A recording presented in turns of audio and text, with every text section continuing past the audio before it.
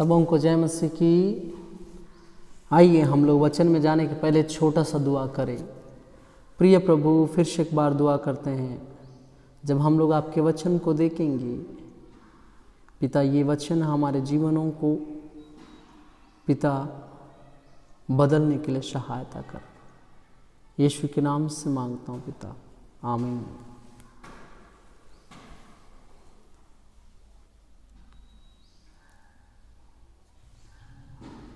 आइए हम लोग आज सबोपदेशक से पढ़े 11वां अध्याय उसका 9वां वचन। हे जवान, अपनी जवानी में आनंद कर और अपनी जवानी के दिनों में मगन रहे।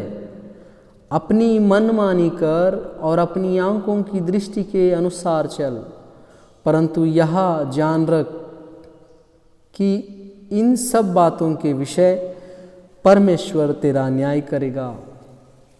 जब हे जवान वाला शब्द सुनते हैं, अंकल लोग सोचते हैं कि ये वचन मेरे लिए नहीं। सबोपदेशक, ये पुस्तक का अगर उसका अर्थ निकालेंगे, सबों के लिए उपदेश है। जब हे जवान वाला शब्द आता है तो आपको जानना जरूरी है कि मसीह में हम सब भाई बहन जवान लोग ही हैं। आप 60 साल के बूढ़े व्यक्ति हैं तो भी आप मसीह में जवान हैं। बाइबल बताती है कि हे जवान, अपनी जवानी में आनंद कर। ये वचन 11 साल के लड़के से लेकर अगर आप जिंदा हैं तो 120 साल वाले व्यक्ति तक के लिए। हे जवान, हे जवान बहन, हे जवान भाई, हे जवान, अपनी जवानी में आनंद कर। जवानी में लोग क्या करते हैं? आनंद करना स्टार्ट कर देते हैं। कैसा आनंद? जवानी में आने वाले सोच कैसे रहते हैं? पाप करने की सोच मत, अय्यासी करने की सोच मत, लोगों से दूर हटकर चुप चुप के करने वाले गंदे गंदे काम की सोच मत। आज मैं उन अंकलों से बात कर रहा हूँ जो अपने घरों में अपनी बीवियों को रखकर पराये स्त्रियों को ताड़ते हैं। ऐसे लोगों से बात कर रहा हूँ। बड़े बड़े भैयाओं से बात कर रहा हूँ जो अपने घरों में धांगनियों को रखकर ऑफिसों में, चौरस्ताओं में कोई अच्छी स्त्री दिख गई तो उसको ऊपर से नीचे निहारने वाले जवान बड़े बड़े भैयाओं से बात कर रहा हूँ।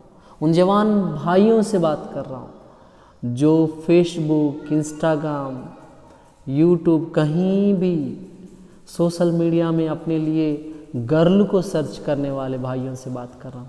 सेम वही उन जवान माताओं से, उन जवान बहनों से, उन जवान बुजुर्ग माताओं से मैं बात कर रहा हूँ जिनके पुरुषों का व्यवहार को देखकर वो अपने लिए नए पुरुषों को ढूंढ रहे हैं।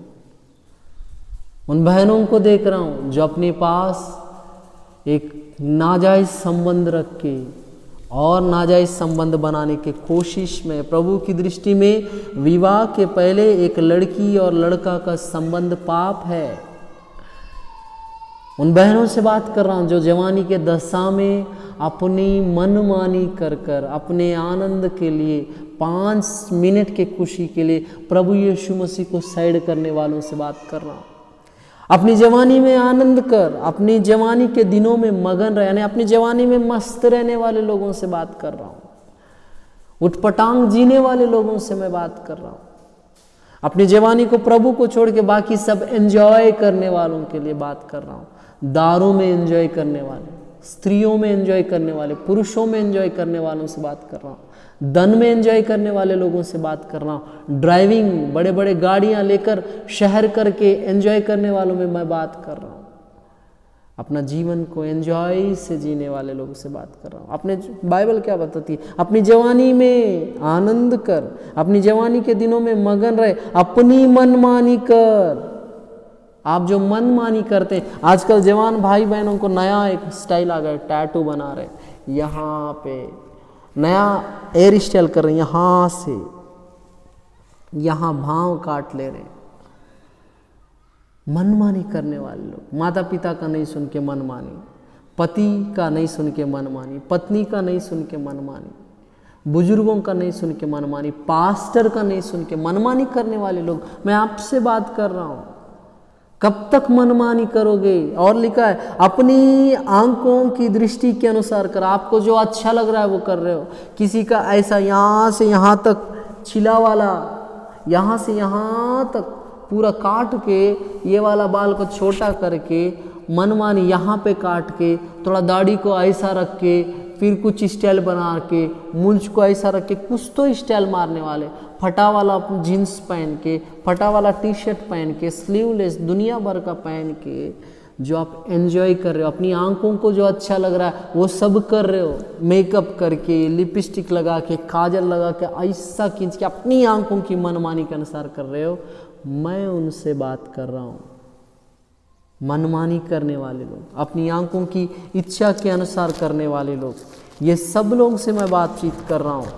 बाइबल बताती है कि अगर आप ऐसा कर रहे हो, आपका स्वभाव अपनी आंखों की दृष्टि के अनुसार चलने वालों में से है, तो सतर्क हो जाइए। पहला तीमुथियुस उसका 2 अध्याय उसका 9वां में लिखा है, वैसे ही स्त्रियां भी संकोच और संयम के साथ सुहावने वस्त्रों से अपने आप को संवारे, ना कि बाल गूंथने और सोने और मोतियों और बहुमूल्य कपड़ों से, पर भले कामों से, क्योंकि परमेश्वर की भक्ति करने वाली स्त्रियों को यही उचित भी है।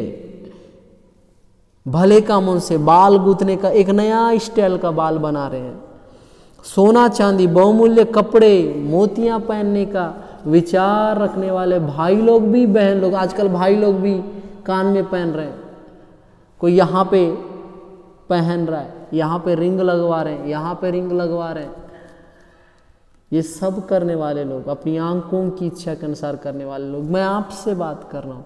ये सब कर रहे हो, ठीक है, आपको अच्छा लग रहा है करो, लेकिन बाइबल बताती है, परंतु यहाँ जान रख कि इन सब बातों के विषय परमेश्वर तेरा न्याय करेगा। ये जो हरकत मन आप कर रहे हैं ना, बी केयरफुल। मेरा परमेश्वर अन्यायी नहीं है, मेरा परमेश्वर इन सब बातों के विषय में आपका न्याय करेगा। Be careful. मेरी प्रिय बहन, प्रिय भाई, प्रिय अंकल, प्रिय आंटी, दूसरों के चीज़ों को लालच करने वाले लोगों, सतर्क हो जाइए। मेरा प्रभु एक दिन आपका न्याय करेगा। आप टिक नहीं पाओगे, आपका जीवन टिक नहीं पाएगा।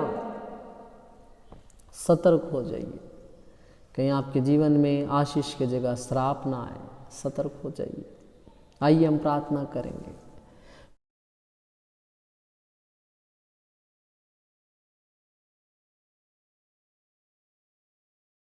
प्रिय प्रभु, ये वचन में जैसा लिखा है, जवानी में आनंद कर, मगन रहे, अपनी मनमानी कर, अपनी आंखों की इच्छा अनुसार चल। पिता, हम लोग ये सब करने वाले लोग हैं।